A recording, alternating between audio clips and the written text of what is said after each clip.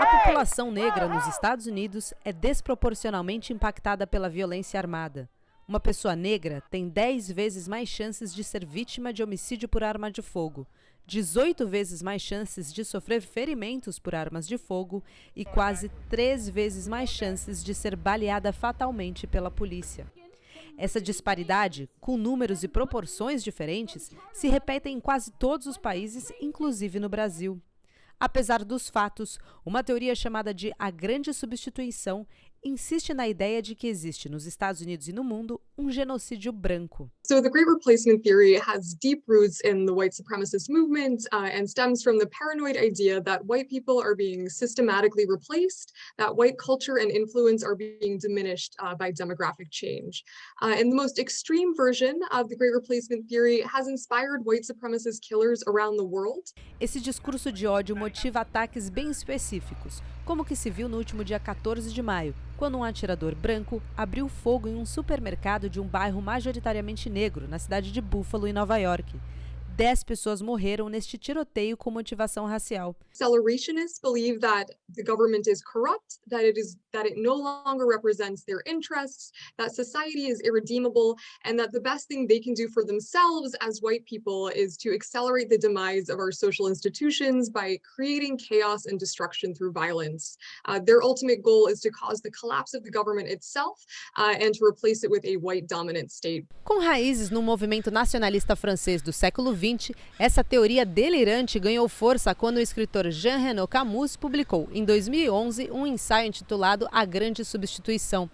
O texto foca na imigração muçulmana e africana para países europeus, mas a ideia foi logo cooptada e adaptada por nacionalistas brancos nos Estados Unidos, onde a ideia acabou ganhando contornos antissemitas.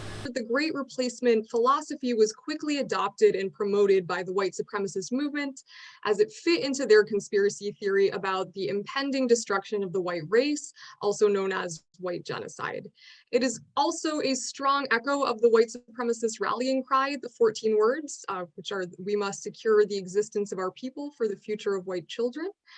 And since many white supremacists, particularly those in the United States, blame Jews for non-white immigration to the US, replacement theory is now associated with anti-Semitism. Sem fazer menção direta ao fantasioso genocídio branco, grandes figuras midiáticas e políticas dos Estados Unidos continuam fomentando a teoria da substituição com uma roupagem mais moderada.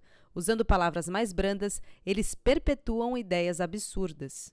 A few examples there. So going back a few years, if we talk about in March 2017, then then GOP Congressman Steve King tweeted his support for Geert Wilders, a well-known anti-immigration activist from Europe.